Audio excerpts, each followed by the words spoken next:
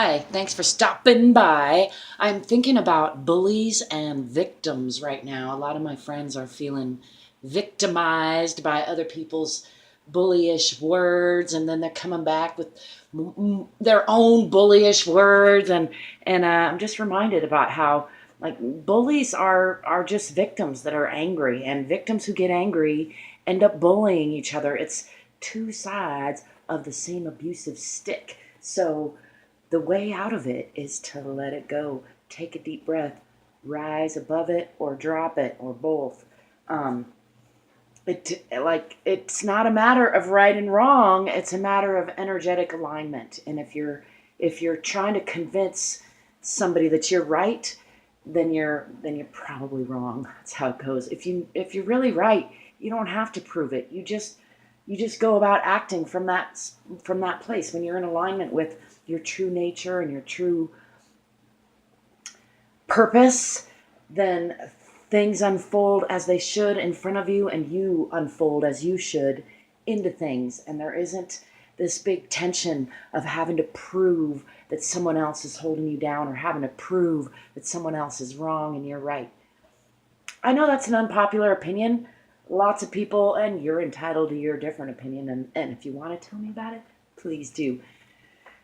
Nonetheless, I'm firm in that opinion because I've tried out both sides of it. I've been a bully, not intentionally. It's not like I was like, I'm gonna be a bully, but I've found myself calling people names, trying to belittle people because I felt belittled, because I felt that someone had called me a name, and I see how simple a cycle it is. And just like when you're 3 years old and maybe your mom or your grandma or your aunt sends you to your room or out on the porch to simmer down now and stop throwing a tantrum, and maybe you have to cry it out or even bang your fists, but eventually hopefully you learn to self-soothe. I think this is something that a lot of us never figured out when we were 3 or 4 years old, and or we kind of fall back, slide down the slippery slope of feeling like a victim because we haven't learned to take full responsibility for our own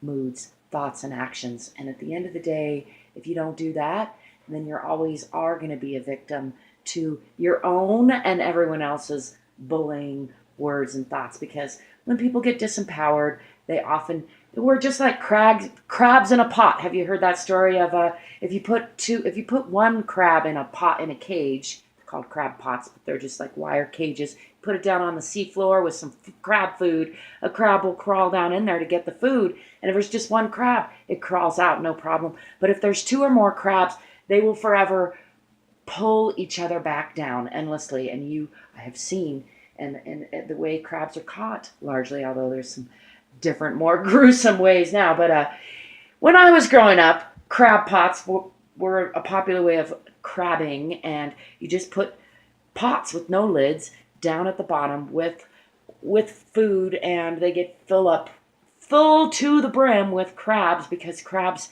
won't let each other crawl out. And I think we humans have a lot in common with crabs in regards to that. I think when people are feeling down, when people are feeling trapped, when people are feeling self-hatred, they tend to try to pull the people around them also down. We want to complain to each other, and then it turns into like a competition of complaints to see whose life is shittier. I see this a lot. I've stopped hanging out with a lot of people because that is the trend among humans. So I encourage me. Don't be like a crab in a crab pot. Lift each other up, help each other out, and also don't let yourself be dragged down by other people's negativity. Don't lower yourself to the lowest standard. If someone else is acting a fool, calling you names, putting you down, feel like they're trying to drag you down, don't join on that bandwagon and become a drag yourself. Rise above it. Let that shit go. Kick kick the shit off your shoes and move on. That's my 2 cents for today. I hope you're doing it and doing it and doing it well. Till next time, peace, prosperity, possibilities, and positivity.